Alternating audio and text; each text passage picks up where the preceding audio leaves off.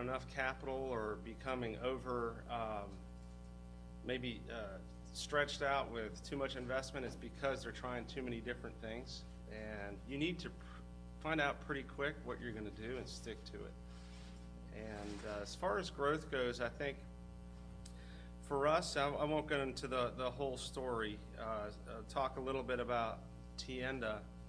Tienda began as a failed retail store, and through that failure, we had a lot of time to learn about the internet in 1995, put up a web page, and literally because no one was coming into the store, we messed around with the computer and put up a picture of a Spanish ham, and it turned out that a lot of other people were interested in items from Spain, and from there it just sort of organically grew. We funded it with actually my parents' credit cards, since my credit card limit was about probably $1,500 back then, and mostly maxed out from going to spring break after graduating. But there are two ways to go. One is, and this is something that we pursued at Tienda, is organic growth, where you're growing because your customers like you and they're telling their friends, etc. You're not going for outside investment. You're limited to the resources that you have available to you and your family and your team. Our company is owned 100% by our family. We also, and it's humbling, we get a lot of folks who want to buy in, and we say no. This is, for us, a labor of love, and it's something we'd love to pass on to our kids. So figure that out. Now, I've been involved with other things, other businesses where it's all about fast growth. You go out and get several $1 million from investors that you don't know, and you say, all right, we're going to try to grow this as fast as we can, usually a 3 to 5 year time frame, and sell it. That's a really exciting ride, and one that I think I'll probably do again. But went through that with teatimes.com. That is a golf business, by the way, and not a biscuit and refreshment company.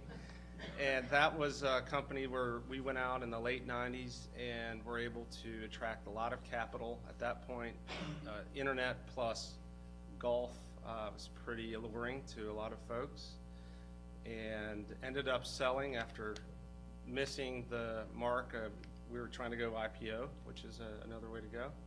So when I came to my family business, I was sort of anti-growth. I wasn't going to try to do hyper growth strategy, and instead really became disciplined about saying no, and I think that's important.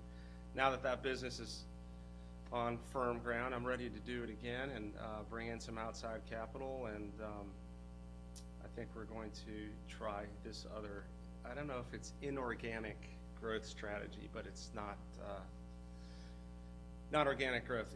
The hard thing with organic growth, you can't really stop it. So if you have a problem that your customers are saying, well, I'm having trouble on your webpage. Most of our business is online.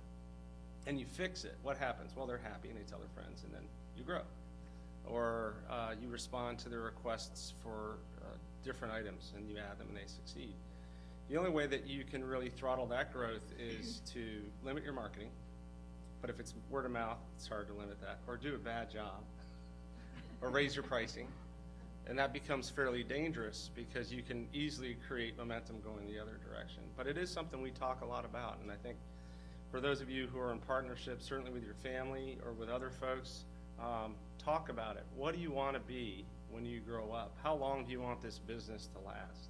Is it something you want to do for the rest of your life? Do you want to pass it to your kids? Do you want to do it for a little while and sell? I remember distinctly talking to my brother, who's president of the firm, and at the time I came in, we were at about $300,000 of business and not profitable. Owed our parents tens of thousands of dollars of credit card debt and no money to pay me. So I sat down and I said, well, look, we need to get to $1 million or we're not going to be able to sustain ourselves. And he said, well, I don't know if I really want to be involved with a business that's that big. And then we got there, and then the next discussion was about 5 million and now 10 million, and we're now having the next discussion. And I remember Catesby Jones talking to, I don't know if any of you all were at the event at the business school, but he decided on a hyper-growth strategy, and looking back, he wished he had not done that and stayed at a reasonable size. We have about 50 people I don't know all of their names right now. I don't know all their kids' names. I don't know their favorite football teams, which is sort of sad. On the other hand, you know, that's part of the casualties of getting bigger. The last thing I'll say, and I'll stop. I'm close to my 10 minutes, I'm sure. No, I got a few more. When you, 4.5, all right. When you plan to do something, I'm saying in terms of growing, you're spending money and you're spending your time because you think it's going to succeed, right? So you wouldn't do it otherwise. But I'm amazed at the number of times that we have been surprised when something succeeds. And we were not ready. We didn't have enough people. We didn't have the tech in place. We didn't have the inventory. We didn't have the space. And you think back, like, why is that? Some of it is being overly conservative, and it's something we moved every year for 7 years because we were too scared. And I was a little too shy after being through what I had been through, where we burned through millions and millions of dollars in just a few short years. I didn't want to do that. Well, it's very expensive to grow every year, very disruptive. We're in a situation now where we don't have enough freezer or cooler space because 3 years ago, we didn't think we'd continue to grow through the recession as we did. So I would say if you're planning, whatever you're doing right now as far as your business, you're doing it because you think you're going to succeed. So think about what you're saying.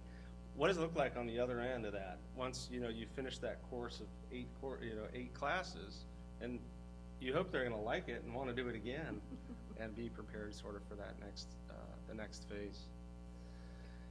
And I don't really have anything more to say about growth. It can become addictive, and just figure out why you're growing. Hopefully you are growing, but why are you doing it? Are you growing the top line so you can boast to your girlfriends that or buddies that your X amount of your revenues are here? I mean, that enters into it sometimes. Are you growing to support your customers so that they've got a good experience? And I guess I'll come back in a few years and talk about how we've dealt with sort of the next phase of our business. But we are in retailing now. After that failed retail experience, we're all the way back. We have a retail store on Jamestown Road. We do a little bit of food service out of there. I swore I'd never do that.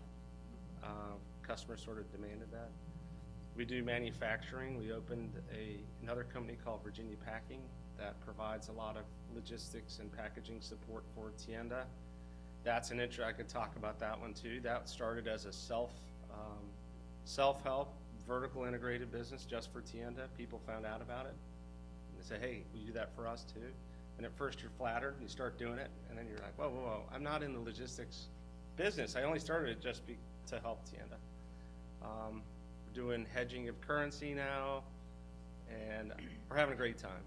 And hopefully we'll continue to do this for a long time. Love the community of Williamsburg. Have found the college CEO forum is something that I was part of from the beginning, and Bill Bean's here. It definitely helps to have company through a startup and through running the business. And at the end, you end up mostly talking about employees and business partners, but it's good to have other folks to talk to. But thank you very much.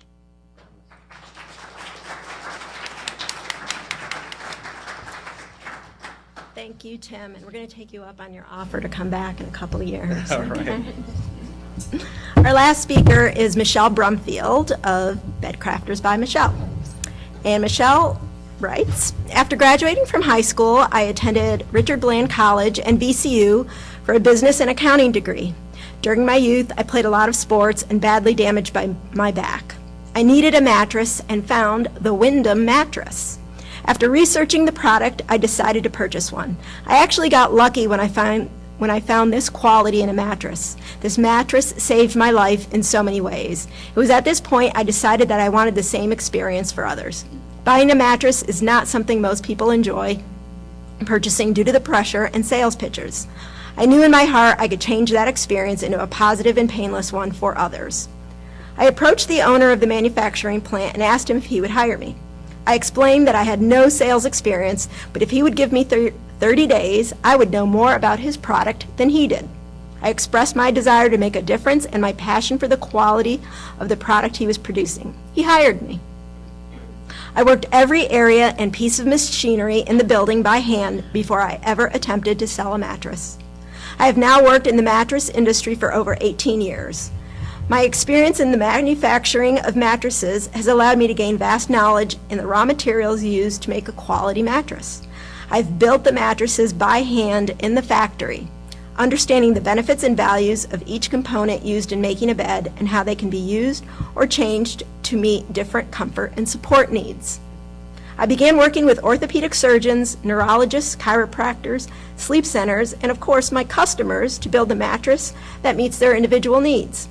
My love and passion for this business has carried on to my staff. Our customers are our friends. As we say, give us one night, we'll give you a better day. We promise. And Michelle is also the mother of two, Trevor, 20, and Jessica, 18. Thank you all very much.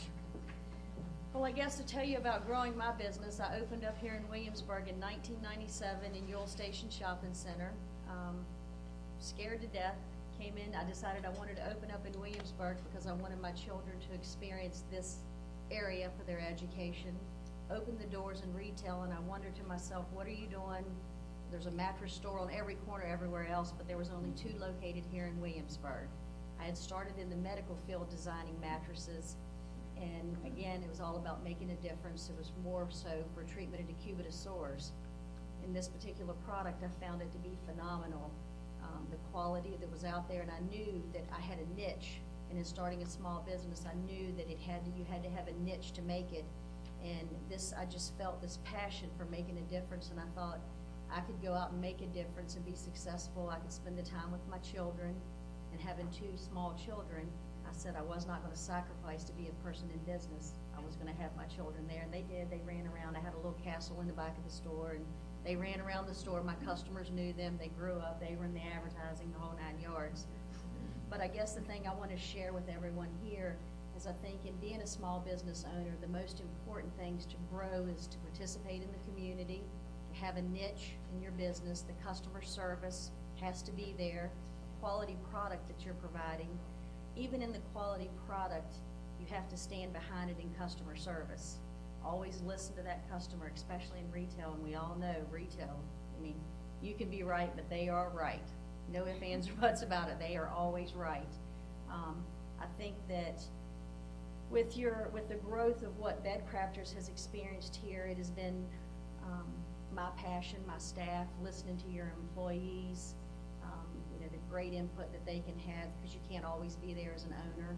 I love being small because I do know so much about my employees. I never want to grow. We have 10 employees.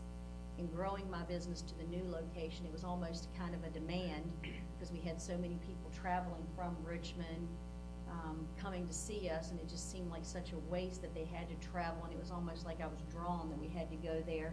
The Wyndham product that I built by hand was already so well known in that area, but there was no one doing it like I did. It was just a high-end furniture store that was selling it. It was no one really custom designing the product and working with the product like I did. I'm really not sure exactly what I'm supposed to share with y'all, because this is really not my position here, what I do the best at. But I do want to tell you that even in marketing your business, I think as a retail, if there are retailers out there, it's really about a consistency in the image that you put out there. And as a small business, everybody wants to see that personal touch, putting you into it, your staff, making everybody that is the face of your business, even when you're not there, let them be a face of your business and the comfort of who they are when they're with your customer. I think that a big part of our business is then making the customer a part of it when they come into your business, listening, just stop and listen. Find, again, that niche. I can't, I was just talking to someone earlier in here that has a business here, and they were talking about their struggles, and about maybe they should put a sell out there. And I'm like, you can never sell. A sell never sells your business. A sell is how you break even. A sell doesn't ever, that's how you break even. You don't profit.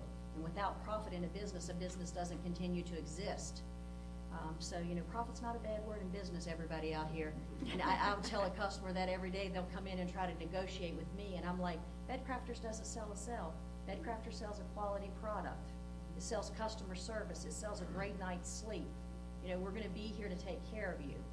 So if that's what you're looking for, there's other stores right around the corner be glad to take care of you. And tell them Michelle sent them. So, that being said, but I just told him, I said, find your niche, go to the customer's home. That's what people are looking now for nowadays. These big conglomerate businesses, they're not giving that personal touch. They're the ones that are, spending up this big growth that everyone's talking about here. They're the ones that can't give that care, and they grow so fast and so quick that they didn't. When I looked at going into Richmond, I negotiated for a year. I went to the I said, look, I'm a small business person. You're trying to charge me $32 a square foot. You done bumped your head. I'm a little person. You bumped your head. This is what you've got to do. You want me here. You keep calling me back. You want me here more than I need to be here.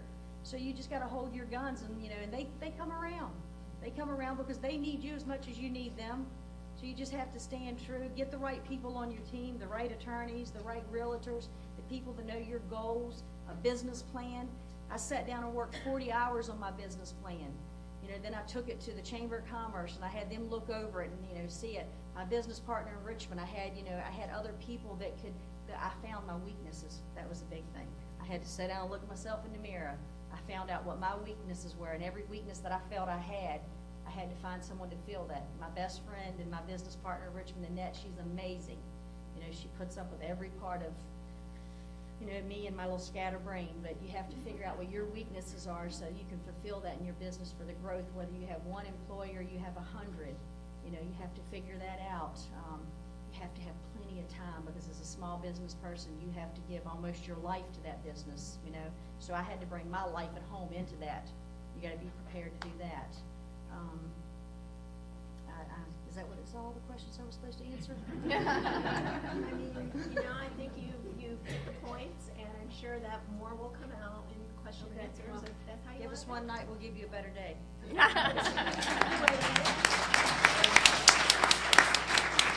Working in a family business, I think this is right. When things are going well, it's the greatest thing in the world. When it's not going well, it's the worst. And it's amazing how quickly you'll revert back to age 7 or 8, because you do know what buttons to push when the time is right. So, great question, though. It's we find it very fulfilling, and we try to the closeness that we have as a family. I'm a preacher's son, actually, and we've been around a lot of wonderful folks, and we try to convey that to our employees. And I think that's and our clients and our vendors. That's the hard part about getting bigger. So how do you keep that closeness? And that's something we do talk about as a family a lot. And we also have the rule that you can't talk business at the dinner table. Forget that. No. And I think it took like 14 years for them to become comfortable that we know what we're doing. And, because that was big thing. You don't want to have to answer to your parents for your entire life. I mean, we sort of do, but in your work, that's something that was difficult. So yeah, it took a while. I think now specifically the retail store has taken 3.5 years to break even. Virginia Packing has taken 2 years, and I think in general you should expect 2 to 4 years of struggle, and you better have money.